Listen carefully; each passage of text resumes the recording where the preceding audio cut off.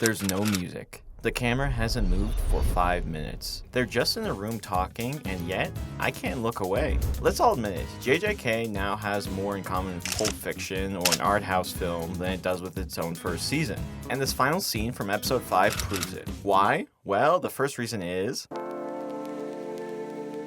a lot of anime have fairly static shots of each character as their mouths move for dialogue scenes. Oh, and if they get fancy, one of them might blink or move it a little. Now, I'm exaggerating unless you're watching the beginning after the end, but anime often does this to save the budget for the more hype moments. Of course, JJK delivers on the Sakuga battles as well, but the attention and detail in the more mundane scenes shows their mastery of character acting.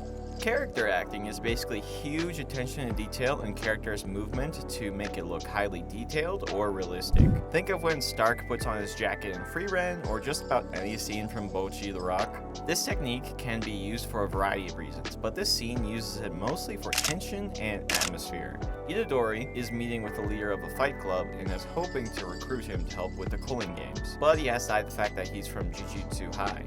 In this 5-minute static shot, Mappa decided to go all in on character acting. We see Itadori moving around, adjusting his weight, Kinji twiddling his thumbs, shifting to crossing his legs. It's all very intentional and very lifelike. It reminds me of the iconic burger scene from Pulp Fiction. This scene is similarly character heavy, with one character sharing their life philosophy with the other before it eventually gets more heated. The reason it works so well is you see the rising tension in the character's body language and subtle things they do to slowly add unease. They may be talking about burgers on the surface, but in reality they are showing they are in control and the bounties are in their hands. For episode 5, it's the moment Kinji's phone goes off.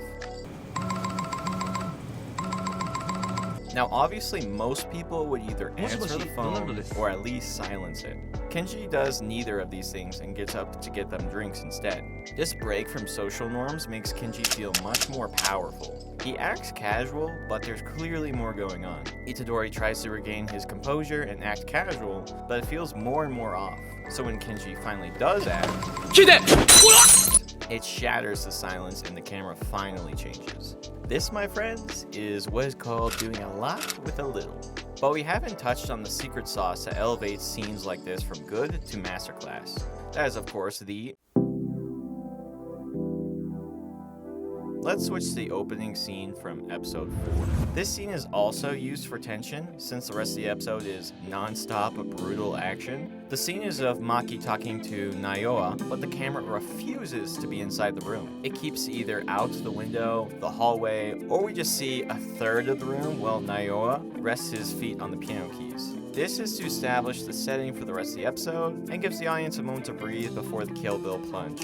It also thematically hits home the distance Maki has with her clan, how they've never looked at her eye to eye or as an equal. The sounds are nothing but the birds and him messing with the piano keys. Can you think of another shonen not made by Mappa that does this? Your average shonen or even season 1 would not have dwelled in this lack of music for this long.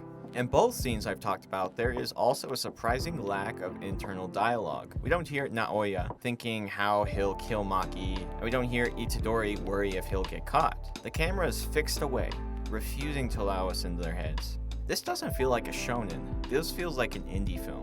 What I find particularly interesting is that unlike filming in live action, every rustle of fabric or key being played slightly more than the other has to have been added in.